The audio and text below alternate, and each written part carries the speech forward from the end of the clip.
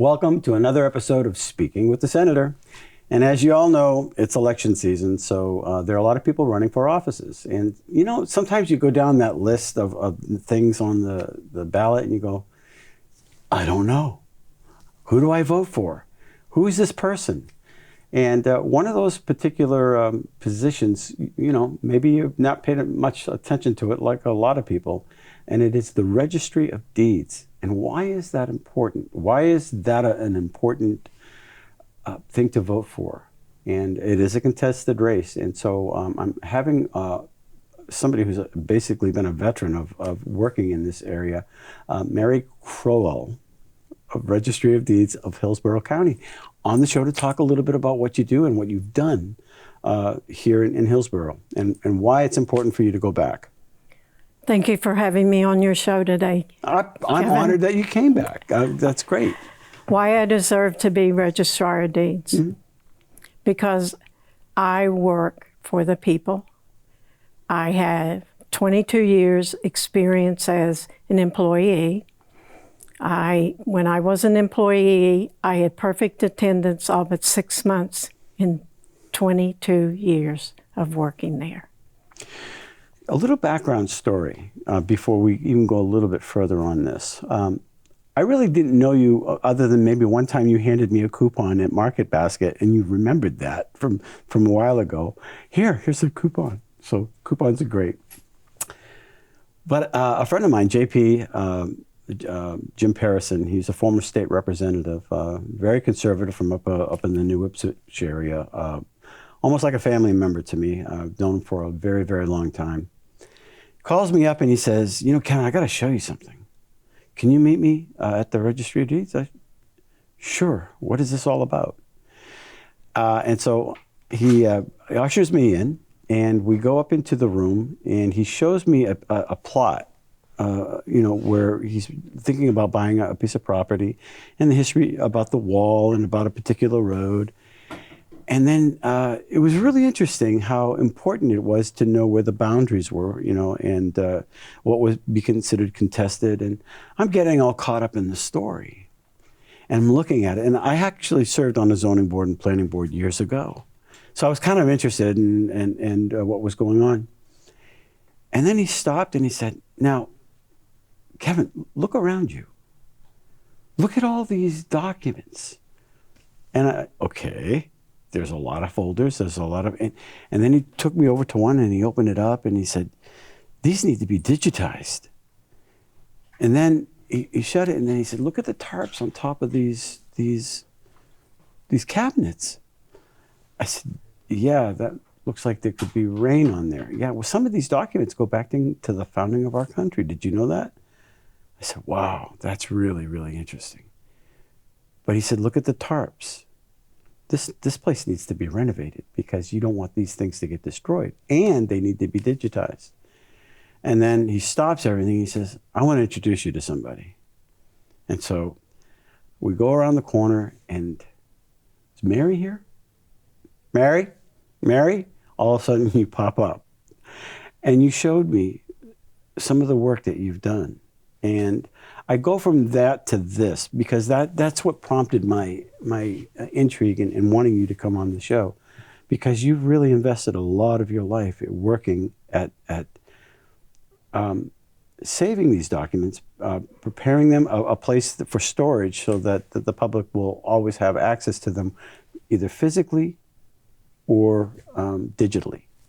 That's correct. Yeah, and then you showed me this big, long bookcase of stuff that you've done over the last 26 years. What started all this? How did you get so interested in doing that and making sure that this was preserved? What was your motivation? Well, ever since I was a young child, I was always curious, and I loved history. I used to go up into the mountains with no fear of rattlesnakes and copperheads in West Virginia and just explore to an old cemetery and everything and check out things and come home and write about them. And when I was in school, in history, I made A's because I loved it and I hardly even looked at the book. I was always curious about that. And the love for history and Ancestry.com And I love my job. I love those books, and when I fell and broke my arm in the elevator at the Registry of Deeds and was told to give my job up, I ran for registrar, and I won. And I was so happy, because then I said, now I'm going to go about and find a solution to have all those ratty books treated, preserved for the history when people need to go back to the 1700s and have it there and be in Nashua for them to come.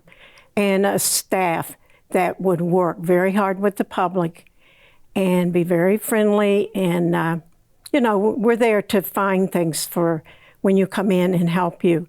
And we're sending out another 160 books to be preserved. They're going to be picked up. So that would be all the books that needed to be preserved. And everything is going online. Mm-hmm. We got new shelves to hold the books. Those are the ones downstairs? Yes. Yeah. And there was 698 books that was sent out. And where did they go to be sent out?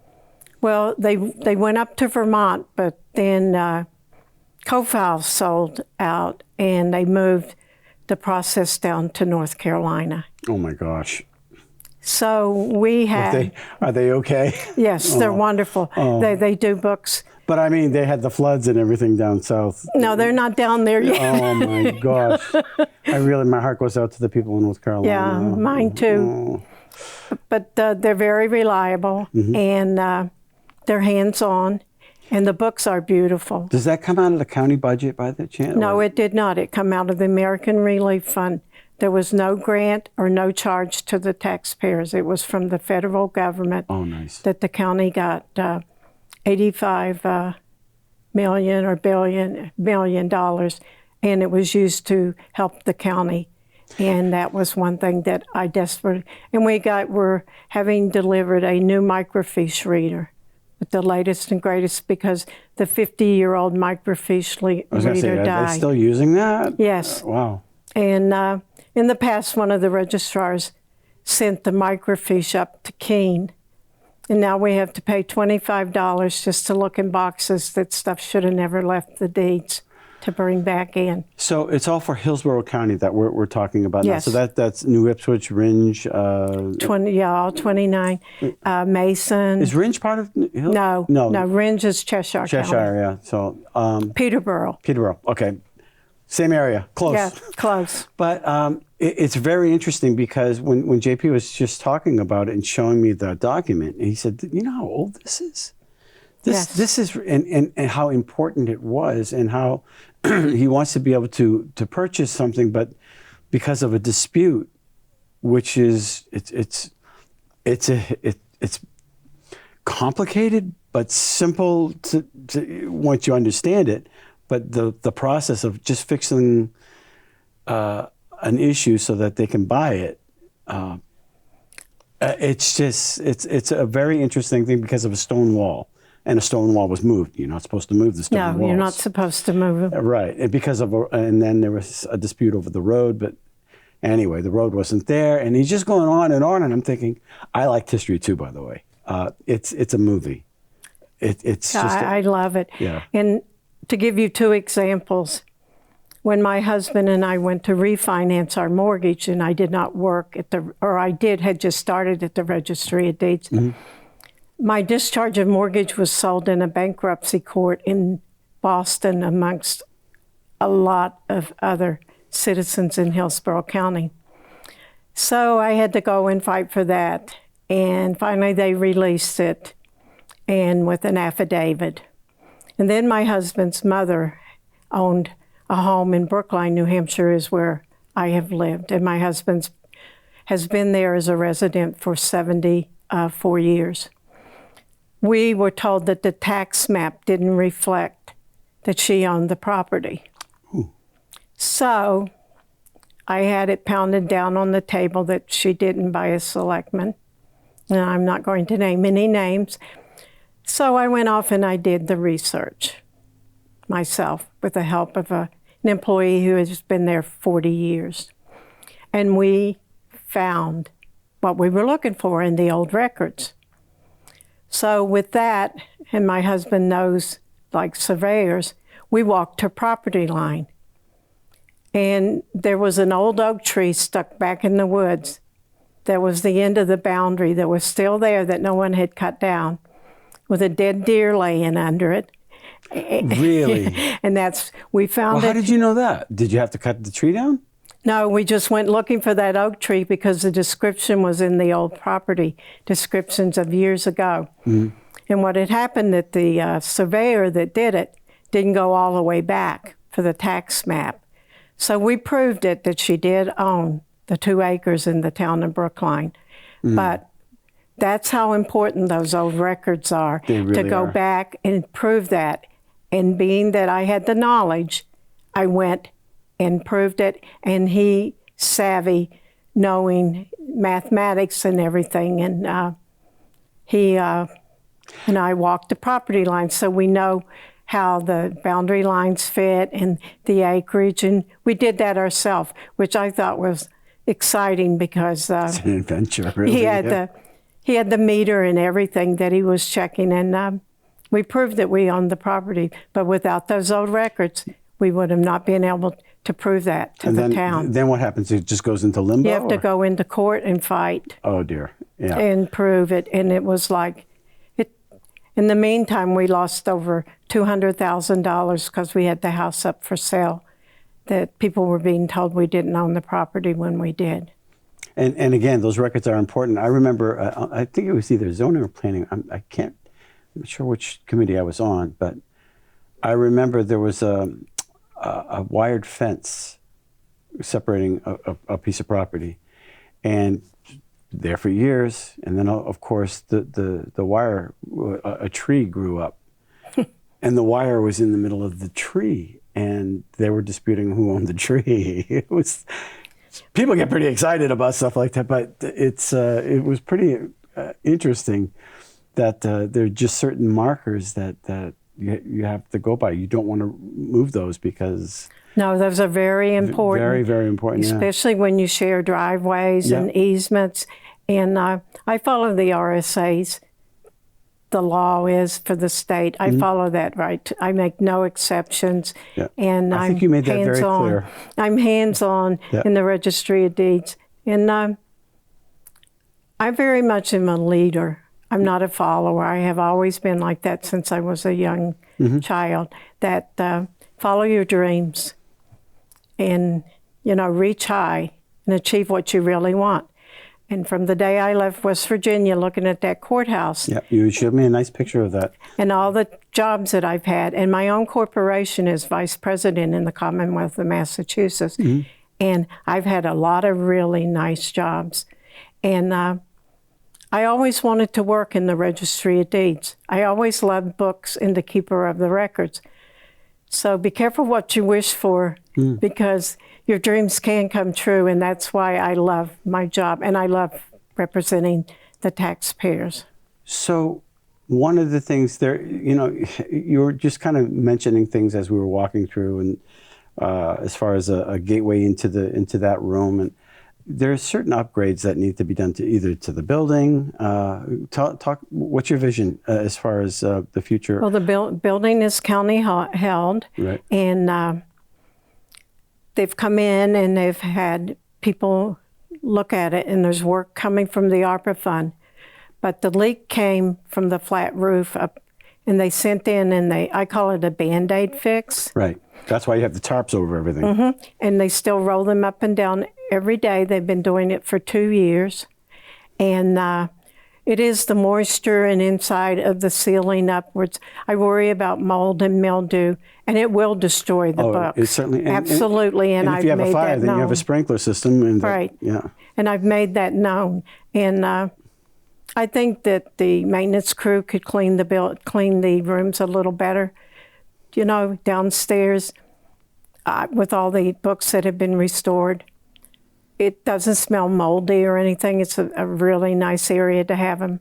And I'm very proud of what I've achieved for the people. Mm-hmm. And I will continue to move the registry forward as a registrar because I'm there to serve people and take care of what's in the building and make sure my staff gets the best customer service, which they do. So who do we need to talk to make the building a little bit more secure for those records? What do we need to do? Well, you can talk to the commissioners of the county. There's Robert Rowe, Michael Susie is from Nashua, and Tony Pappas from Manchester. And they, as commissioners, they work very hard, you know, and with the reserve money that it has, if things need to be done and you use out of the surplus and there's no surplus left, then the taxes have to go up. And I really would like to see, you know, 19 Temple Street, especially in more the vault areas and with the ceiling. I would like that fixed. And I really would like to see the roof be fixed before it snows because it's a flat roof and more water gets under there.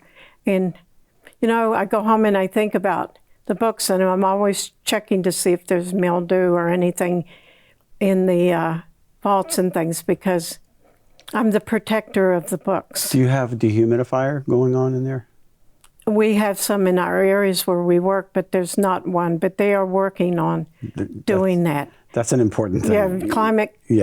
Climate is very. Yeah. You need that in the buildings, and then there's talk about putting them in the archives. And why would the senior citizens or somebody that's not capable of getting to Concord have to go all the way to Concord to the archives for books when they should be at the county seat, which is Nashua? Is it accessible to get downstairs? The elevator goes downstairs to that floor? Yes, that's the first floor when you come in from the street is where that. So if wheelchair accessible? Yes. Yeah. So if you can't, say you can't get to the second floor because you're handicapped, the sheriff's department is there. And if somebody would call upstairs, me or my staff would come down and assist the public. And since I've become registrar, I've had over 400 phone calls that I've received from the taxpayers or questions from other states wanting direction. Well, you can't give legal advice as a registrar, but I do steer them in the right direction to the best of my knowledge. So I just don't take the phone call and brush them off. And I can actually go onto the system and look up your name and find if you have a question on a deed or something, I can answer that. Say if you call me from Florida, I will help you, give you the book and number, and then you can go online and look. And that's very important because, you know, people need to get the information when it's needed. Exactly, especially when you're trying to buy a house and absolutely. And I for some reason just that little hiccup over a disputed portion of a property can make the rest of the property, you know, in limbo. You know, so absolutely. And JP brought that up, and so you know, kudos to him for bringing this up, and thank you for everything that you're doing down there or on Temple Street. I went to Temple Street School years ago. Oh, you did? Before it was a school. That now it's a nursing home or something. But the second grade to all the way up to sixth grade, and that's a historic building in itself. My dad went there actually too. Really? So there's a lot of history there.